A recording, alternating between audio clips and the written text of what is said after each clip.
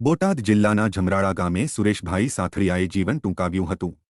આ સમગ્ર મામલામાં હવે મૃતક સુરેશભાઈ સાથળિયાનો એક વીડિયો પણ સામે આવ્યો છે, જેમાં તેમના પત્ની ઉપર તેણે ગંભીર આક્ષેપો કર્યા છે। મૃતક સુરેશભાઈ સાથળિયાએ જીવન ટૂંકાવતા પહેલા એક વીડિયો બનાવ્યો હતો, જે સામે આવ્યો છે, જેમાં પોતાની પત્નીના ત્રાસને કારણે તેઓ મરવા માટે મજબૂર થયા હોવાનું વીડિયોમાં ઉલ્લેખ કરી રહ્યા છે। તેમને તેમની પત્ની ઉપર શંકા વ્યક્ત કરીને તેના સબક આપવા વીડિયોમાં ઉલ્લેખ કર્યો છે।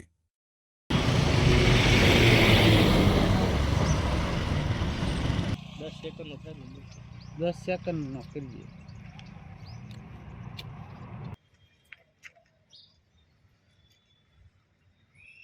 બીજું બની આવ્યું શું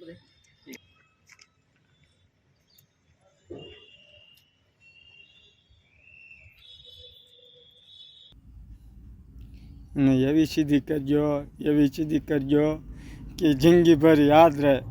એને એવી સીધી કરજો કે એને જિંદગી ભર યાદ રહેવું પડે। ને મારું મોત કરાયું છે, એને મારું મોત કરાયેલું છે।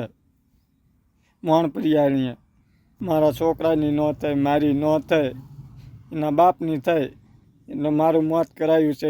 એને જિંદગીભર સબક દેજો, હું એમ કહું છું। મને છેતરો મને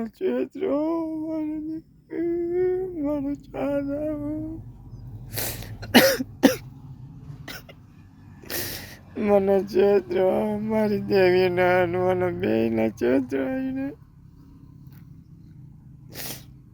મને છેતરો બાબા, મને ક્યાંય નો રાખ્યો એને મને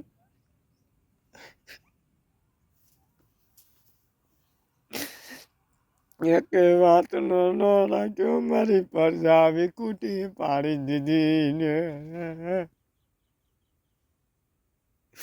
મારી પરજા વિકુટી પાડી દીધી ને।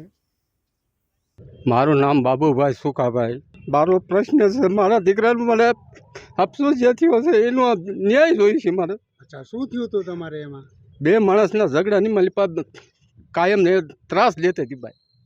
એના હિસાબથી મારા છોકરા ગળાફો ખાધો। અત્યારે એનો આ કોર્ટમાં હોય કે એના ઘેરે હોય એ કાંઈ ખબર નથી। હા, એની મને એટલી જાણ કે બે માણસના ઝઘડો કાયમથી હાલતો હતો સાહેબ। હવે એમાં એ મૂકીને જતા રહેતા, એમાં આમાંથી વધારે બે માણસના ઝઘડો વધારે થયો। એમાં ડોશિયા મારે તેડવાઈ ગયા, તોય છતાં ન આવ્યા।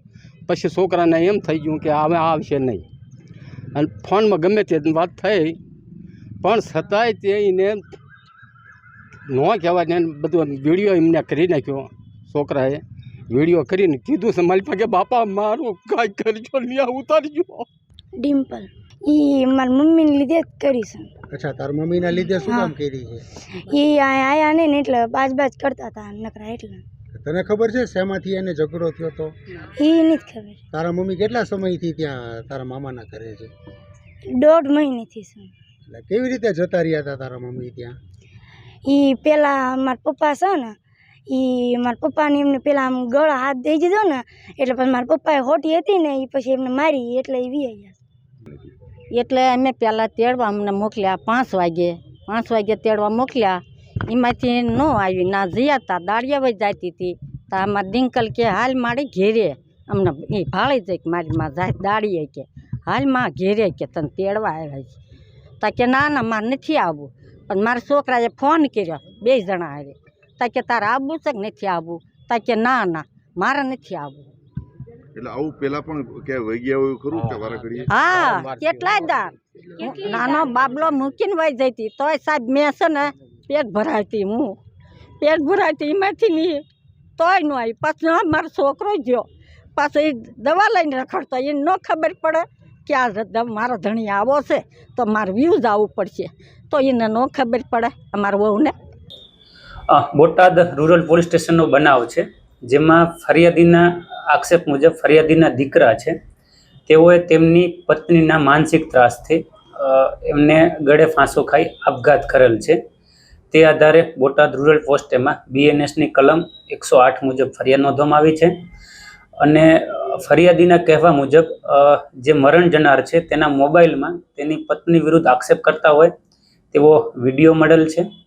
અને તેમાં તેઓએ તેમની પત્ની તેમને માનસિક ત્રાસ આપે છે, અવારનવાર ઝઘડો કરે છે અને તેમના પિયર હરીસામણે જતી રહેતી હોવાની આક્ષેપ કરેલ છે, જે આધારે બોટાદ રૂરલ પોલીસ સ્ટેશનમાં ફરિયાદ નોંધવામાં આવી છે અને આગળની તપાસ બોટાદ રૂરલ પોલીસ સ્ટેશનના થાણાધિકારી શ્રી ચલાવી રહ્યા છે.